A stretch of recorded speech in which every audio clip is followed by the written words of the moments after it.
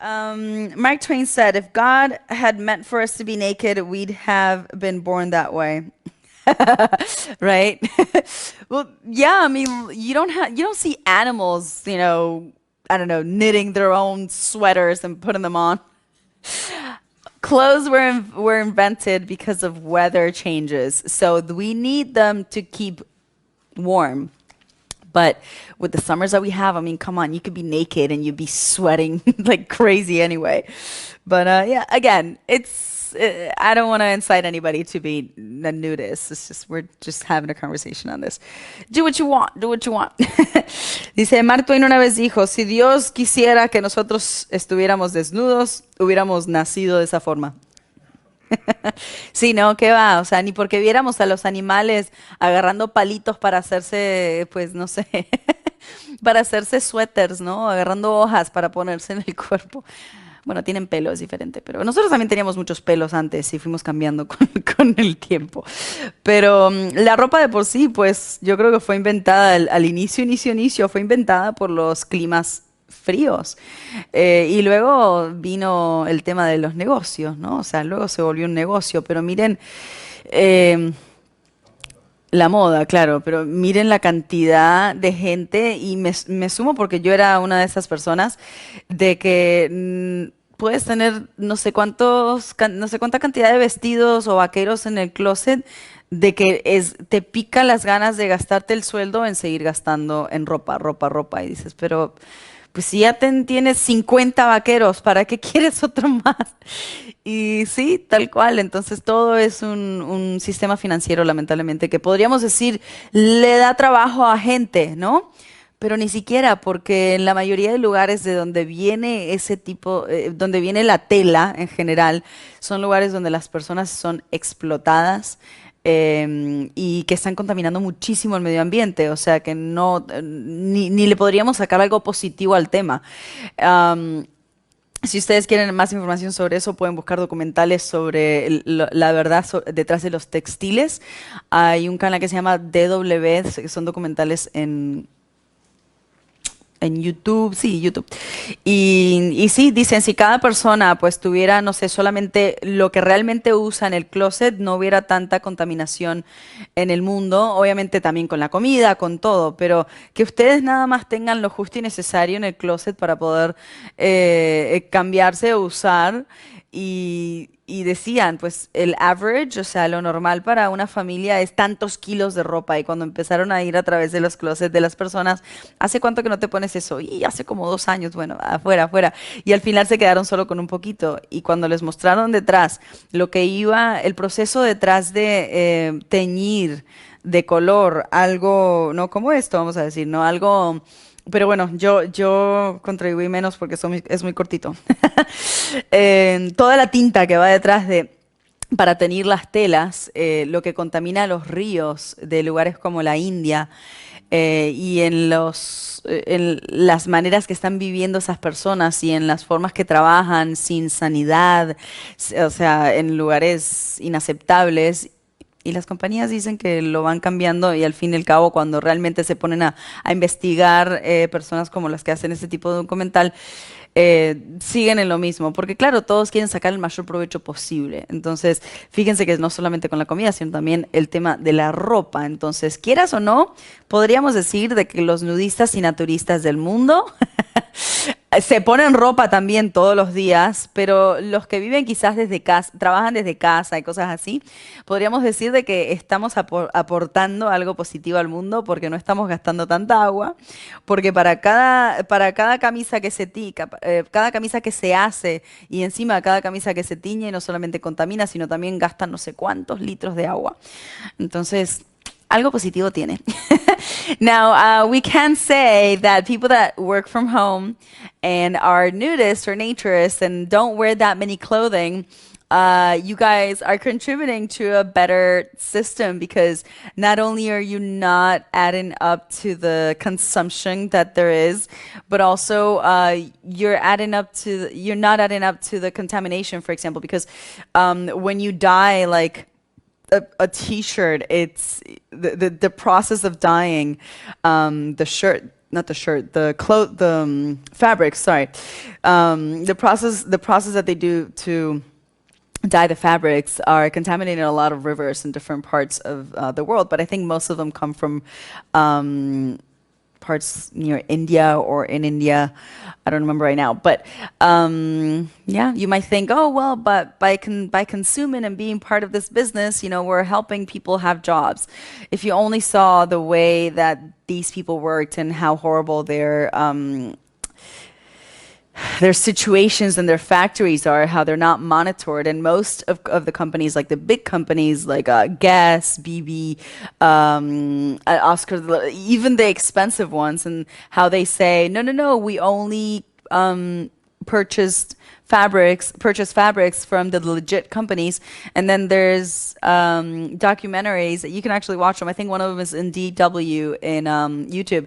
Documentaries go and they research and they do investigations, and it turns out that it's all bullshit. It's just one company over the other one, over the other one, over the other one, but the legit company is hiring the one that has the poor job infrastructure, where people don't have AC, where they don't get breaks, where they get paid like $1 a day. So, yeah, clothing was invented at first to keep us warm in cold weathers, but today it's just business. That's all it is. And if we see how many kilos of clothing one family has in their closet, it's insane how much we're contributing to this system of contamination of rivers because of the dyes, and obviously bad use of exploitation of humans really doing this clothing. Because why?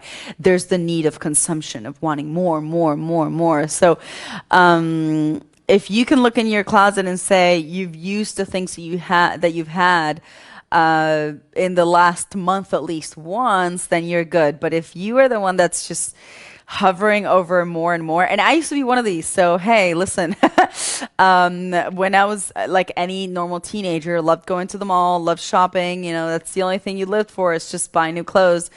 And when I started in my 20s, I literally just like I donated. I didn't throw it away. And a lot of my clothes were today. I'm like, oh, they were so cute. I should have never thrown them out. I would have worn them today, and they would still fit me, believe it or not. But a lot of them, it's like, why do you need 50 pair of jeans? Like, I was a high school student, 50 pair. Like, who does that? But it's normal. It's normal for you to have 50 pair of jeans, 50 pair of shirts, or more. Dresses, this and that. And it's like, well, they all kind of look the same. So. But yeah, it's what we're sold. It's what's put into our brain from the beginning, that you're supposed to make money and spend. So I would say add that into your list, you guys. Add into your list just buying what you use. Okay, and that doesn't mean buying less. If you buy a lot of stuff but you use all that stuff, then okay, so be it. That's why you're making money. That's why it's one of the pleasures of being human and physical. It's material stuff. Sorry. The important thing is not to let that material stuff become our happiness. Okay, so if you are buying, for example, us, like we work via TV, so we buy a lot of cables, we buy a lot of lights, a lot of cameras, just in case this one breaks and this and that, the new technology, but we use it. So if you work with that and you didn't use it and you just bought it to herd and you're just piling up a bunch of cameras and a bunch of lights and a bunch of stuff, it's like, okay. Anyway, we were talking about clothing though. So yeah, add that into your list. Add into your list into once a year. December is coming, you guys, and I always tell you this: go into your closet, see what you don't use, what you use, clean, start fresh, and try to be less of a consumer. Because if they say also that the problem is the consumer, not the companies, because the companies are only trying to get better prices because there's so much consuming and they have to make money. Well, then if consumers stopped consuming so much, maybe the pollution would be less. And, also in the sense of not only clothing, also food or things. So it's just, there's this monopoly behind us that's what we're being fed every day. It's buy, buy, buy. And this, my friends, as we know, it is the best way to get to our brains. So wherever it is you are, I'm happy that in our chat we don't have ads. Wherever it is you are, if you're on Facebook, if you're on Instagram, Instagram is probably one of the number one advertising, not even subliminal because it's right in your face, but you do kind of just scroll through it and maybe stay, and when you see it's like, oh, it's sponsored, and you keep going. And all of a sudden, everywhere you go on your phone or on your computer is showing you the same item, and it's telling you just buy, buy, buy, buy, buy. So you're not. A lot of people don't even have the responsibility to save and maybe buy things for their progress, but rather just spend their money in things that it's popular in the time and they don't really need, but they just want to have it. So they're staying stuck in this system that it's meant to make you be dependent. It's meant to make you be in that level and not break that barrier of becoming something else, okay? Because the smart thing would be for you to not spend so much maybe on this, save a little bit, and have a car that you don't owe debt to, for example, right? And we're talking about, let's say, in the United States, just to give an example, because I don't know any other countries, but in the United States, it's very normal, the credit card, credit card, credit card. And if you look at places like Brickell, and don't ever generalize, but places like Brickell, people live with the most expensive car ever. Their mattresses in some cases are on the floor and they have the latest iPhone and dress really, really well with really expensive things, expensive sunglasses, but they don't own anything. So the day of tomorrow, if they run out of a job or they don't have money, everything's taken away from them and they're on and then they're in the streets. Again, don't generalize. I'm giving this as an example because Enrique used to do photographs for one of the buildings of the richest man in Brickell. He had a bunch of buildings to sell, like architecture. And when I think it was Hurricane Wilma came along, he was given the job to photograph how the buildings were left, and one of the buildings had all of the window parts ripped out so you could see inside people's apartment. And he was saying that he has these pictures and he's saying, look how people lived, like they have everything. They live in a very expensive building, but their mattress is on the floor. And not because the hurricane came, but because it was literally on the floor. So you see that a lot. We've had people we've met that are like that, that they come to meetings with like the most expensive car or a watch or phone. And when you ask them, they say that's what you need to do business in Miami. You need to have a nice watch, a nice car, a nice phone, and people will buy anything you say.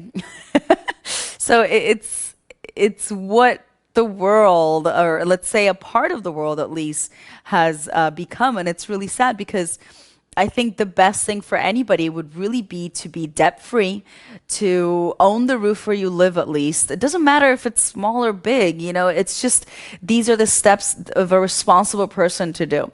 I didn't know any of this, by the way. I learned all this from Enrique, and I am so happy that he's older than me, that he was able to teach me this, because I am so zero bad with any of that stuff. I don't really pay attention to the material stuff or the money. So for me, it's just I live and that's it.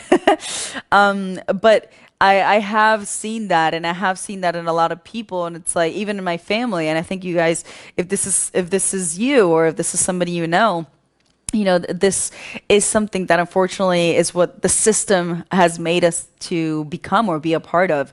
But really, the smart thing to do would be for you to be the less debt-free possible as you can. And of course, I know most people are going to say that's impossible. Forget about the pandemic, okay, speaking generically, but stop spending on things that you don't need. Stop spending on things that, okay, maybe you really want it because everybody has it, but just retrieve yourself from spending and focus on things that are important, like a roof over your head, the car that you drive. If you're in a place where you need a car, like here in Tulum, you don't even need a car. People have bikes. That's what they drive along with. And just have health and happiness and love, and little by little, you'll be able to get to that point where you can buy anything you want. But you have to take those baby steps. And normally, people do the opposite. You have people that have less money buying the most expensive phones and being in debt with those phones, but being in the system. And that's where they are. And they spend a little bit of money that they earn on things that they're buying because it's being sold to them. So they are the major consumers. And that's where the most negativity is. That's where the most problems are. That's where the most issues are, really.